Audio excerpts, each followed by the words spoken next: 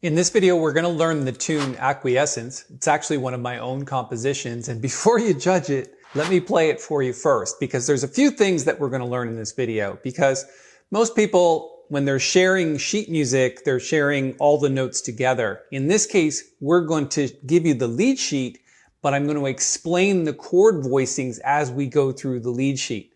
It's a cool tune. I hope you enjoy playing it. But the real goal here is to interpret chord symbols, and I'll show you how I put those chord symbols together for this tune and how you can play it for your friends and family and at your next concert, hopefully. Let me play it for you first, and then we're going to come back and discuss all of the chord changes and how you can play them properly. Here's the tune.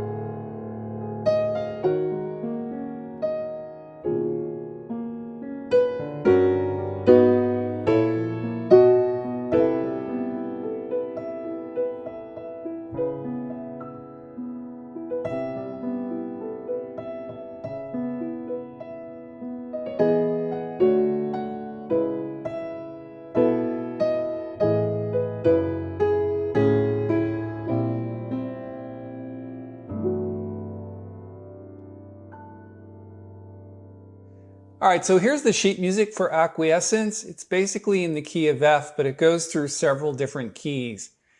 And I think you can hear that some of the voicings are quite unique, and it's an interesting sound and something you definitely want to learn. If you don't really want to learn the tune, at least learn how to interpret these chord symbols, because it's important to be able to apply them to other lead sheets and other music. So what we're going to do is, let's take the lead sheet like this and make some screenshots, and we'll mark them up with some of the chord voicings. So let's start with this first one. Okay, so right off the bat, we're going to learn something called open voicings. Now, if you look at an F major 7th chord, it's basically 1, 3, 5, 7. But if you take the 1 and 5 and you move them down, you get a sound that sounds like this. And that's a very different sound than this. And that's what the whole tune is based on. It's based on 3 and 7 in the right and 1 and 5 in the left. Then when you go to F sharp minor, it's this. So let's write that out. So we're going to do an F and a C in the left hand, and in the right hand, A and E. And what you're going to do here is make those half notes and then play this, dun, dun, like that.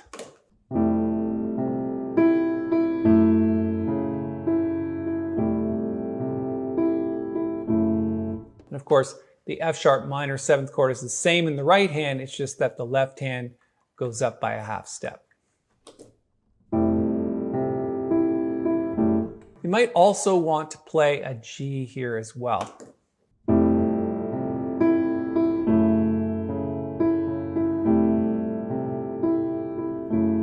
Because the G is the 9th of the chord. All right, let's get into the main melody where it's doing this line. All right, so we're going to continue with that voicing for the F major 7th chord, right, which was this, and then in the right hand, A.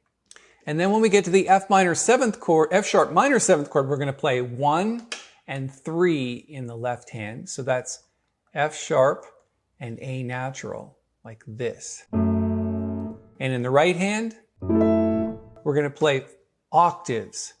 So you've got this note and this note as the octaves. So both E's, and then put an A in there as well.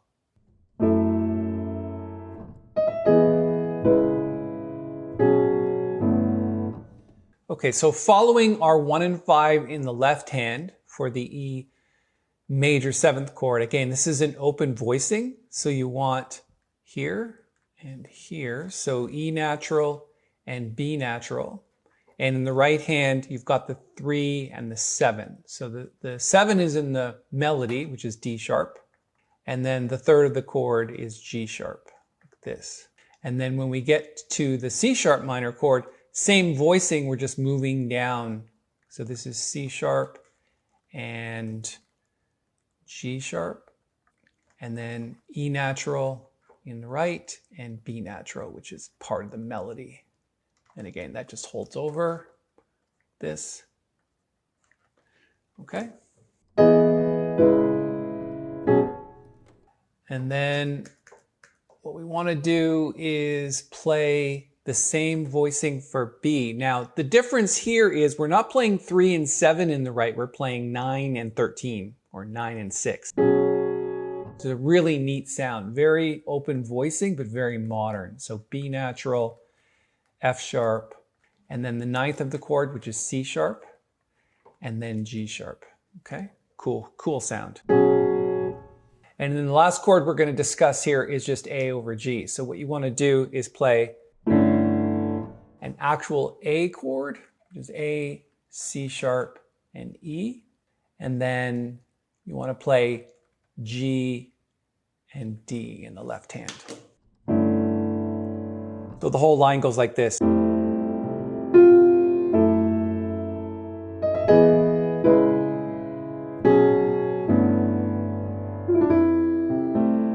Now, as you can see, I'm writing out just the bare bones here. I'm not including all of the syncopation and all of the notes, but just the chords themselves. So I'm spelling these chords just below the chord symbols themselves. Hope that makes sense. In the next video, we're going to continue on with the next line and get into some more open voicings. Now, again, the reason why I'm not giving you the sheet music like this is the way to learn jazz. It's look at the chord symbols, interpret them, and that's what we're doing. We're interpreting the chord symbols in the tune as we go through them one by one. Okay, I hope you liked the video. If you have any questions or comments, please post them below, and I will see you in the next video. Also, think about subscribing to the channel. We could use a few more people just like you. Thanks for your time.